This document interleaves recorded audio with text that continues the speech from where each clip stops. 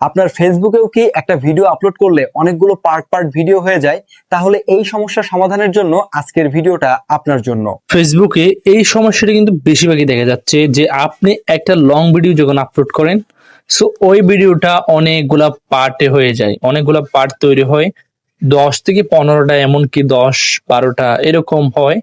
So এই প্রবলেমটা কিন্তু অনেক মেজর প্রবলেম, যার কারণে আপনি নির্দিষ্ট একটা ভিডিওতে ভিউ পাচ্ছেন না, যার ফলে কিন্তু আপনার ফলোয়ার্সরা যে বিরক্তিকর হয়ে আপনাকে আনফলো করতেছে। সো এটা কিন্তু সমাধান করাটা অনেক প্রয়োজন।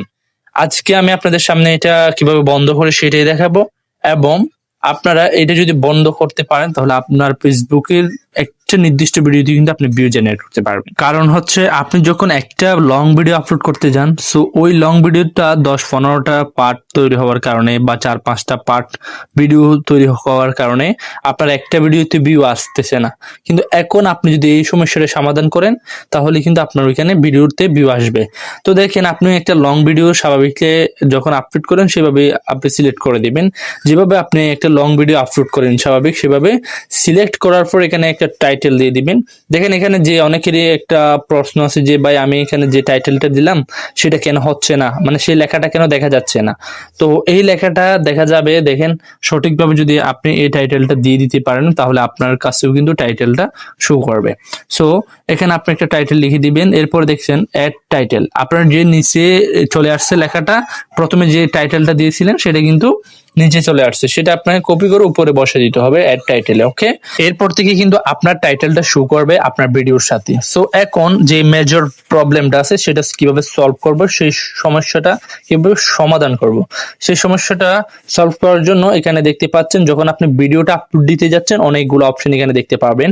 সো এখান থেকে যে অপশনটা আমাদের সিলেক্ট করতে হবে, যে অপশনটাতে আমাদের ক্লিক করতে হবে, ক্লিক করে যে অপশনটা আমাদের বন্ধ করতে হবে সেটা হচ্ছে create playlist from your video.